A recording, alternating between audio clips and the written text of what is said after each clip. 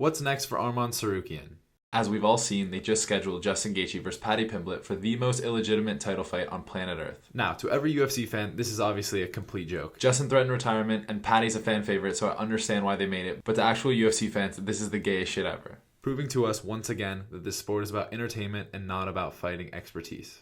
Somehow, they skip over the number one dominant contender, Arman Tsarukyan, and give it to the 4-5 Justin Gaethje and Paddy Pimblett, leaving Arman Tsarukyan with only 2 people in the top 5 left to fight. However, it's rumored that Max and Charles are going to be fighting for the BMF title early next year, and everyone will be booked in the lightweight top 5. So what does Arman do? If we look at the top 10 rankings in the lightweight division, we'll see where Arman can go next. Since Charles and Max are likely booked for the BMF, and that would be bad for the UFC to have Arman rape them, the 2 of them are out. Gaethje and Paddy Pimblett are fighting for who can be the worst possible interim championship of all time, so they're out as well. Arman just beat the shit out of Dan Hooker. He already fought Gamrot, who also sucks, so neither of them are a good fit. That leaves us with 3 lightweights left, all at the bottom of the top 10.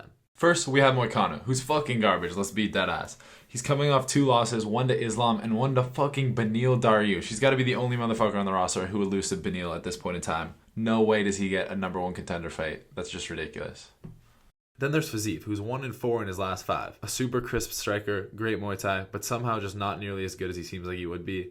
Definitely does not deserve an Arman fight at this point in his career. Lastly is Benoit Saint-Denis, the number 8 ranked contender, who's actually 3-0 this year, with 2 subs, one over Mauricio Rufy, and 1 knockout 16 seconds over Beneil Dariush. Giving BSD this fight would be a huge step up for him, but it kind of makes sense. BSD has great grappling and he's tough as nails. It would be a great matchup and very fun for the fans to watch. Now, I know that he's the 8th ranked contender and Arman doesn't deserve to fight down lineup that much, but he doesn't have much of a choice if he wants to stay active. I can see this fight being similar to the Dan Hooker fight, where it's an easy win for Arman to keep him active and to keep him at the top of the division.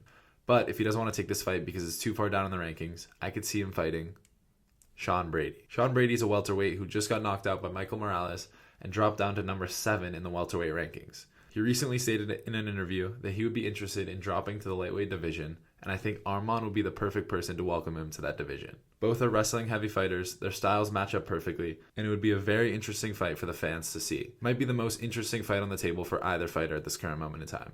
But I do think that the most likely option is going to be Arman waiting for the loser of Justin versus Paddy. Arman's a very inactive fighter. We've seen him fight once in the last 2 years. I think we're likely going to wait and see Arman fighting the loser of these 2 in August or July of next year. It would be a huge bummer. He's wasting his prime waiting for all these matchups to come to fruition, and they never do. Hopefully he fights Paddy. That would be a great matchup stylistically, and I think Arman would stop him early in the second round. Let me know what you guys think. Where does Arman go from here?